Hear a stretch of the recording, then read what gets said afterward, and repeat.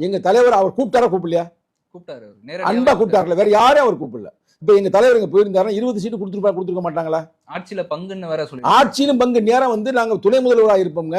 எங்களுக்கு வந்து மினிஸ்டர் கொடுத்துருப்பாங்க. இப்ப நான் வந்து டிவிகேல இருந்து நேரடியான அழைப்பு எங்க தலைவருக்கு வாங்கன்னு. இப்ப நாங்க போயிருந்தோம்னா எங்களுக்கு 25 சீட்டுங்க. கெட்டு குட்டிச்சவராக்கினா என் கட்சிக்காரனே சில பேர், நான் அந்த பேரை இப்ப சொல்ல விரும்பல. அதுதான் அவரு குட்டிச்சவராக்கினாங்க. எங்க தலைவர் தெரியும் கரெக்டா, இந்த கூட்டணி வந்து ஜெயிக்கிறதுக்கு வாய்ப்பு இல்ல. டிவிகேக்கு அப்போ போற மாதிரி இருந்தீங்களா சார்? எங்க தலைவர் கூப்பிடுறாங்க. இவர் ஏன் போகலைன்னா, எங்க கட்சியோட சில தலைவர்கள், இரண்டாம் கட்ட தலைவர் இருக்கிறாங்க, அவங்களுக்கு தனிப்பட்ட முறையில் திமுகனால பயனடைஞ்சாங்க.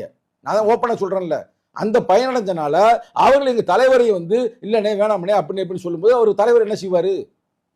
தலைவர் ஜனநாயக ரீதியான இருப்பாரு. இப்ப நான்லாம் நேரடியாக சொன்னேன் பிரதர், இதெல்லாம் மறைச்சு பேசுறதுக்கு ஒண்ணுமே இல்லை. நம்ம இந்த கூட்டணியில் இருந்தோம்னா நமக்கு ஃபியூச்சர் இல்லை, நம்ம வேற ஏதாவது வழியை பார்க்கணும். நம்ம எல்லாம் நினைச்சிட்டாங்க விஜய் தானே அவனுக்கு என்ன பெரிய ஆளு அப்படின்னு ஒரு தவறாக எண்ணி இருக்கலாம். அப்படி அல்ல. ஒரு மக்கள் தலைவனை வந்து மக்கள் ஓட்டு போட்டா இப்ப நீங்க என்ன சொல்றீங்க? இப்ப நீங்க அவர் சிஎம் தானே, இப்ப மக்கள் தேர்ந்தெடுத்துட்டாங்கல்ல, அப்ப இன்னும் சினிமாக்காரன் சொல்லிக்கிட்டு இருப்பீங்களா?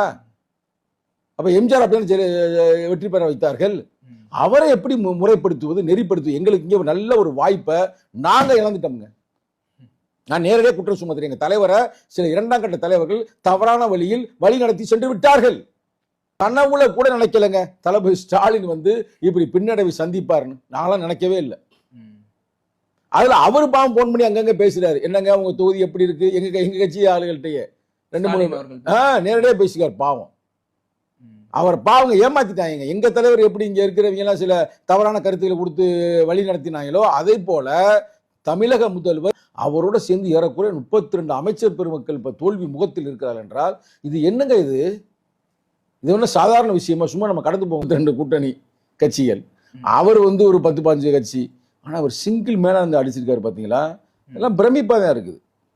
இனிமே நான் பேச மாட்டேன்னு சொன்ன ரங்கராஜ் பாண்டே, நீ உண்மையிலே ஒரு மான ரோஷம் இருந்துச்சுன்னா இதுக்கு பிறகு நீ பேசாம அமைதியாரு. ஆனா இதை வந்து நான் சொல்லக்கூடாது, விசிக்காலு டிவிக்காரன் விட மாட்டாங்க.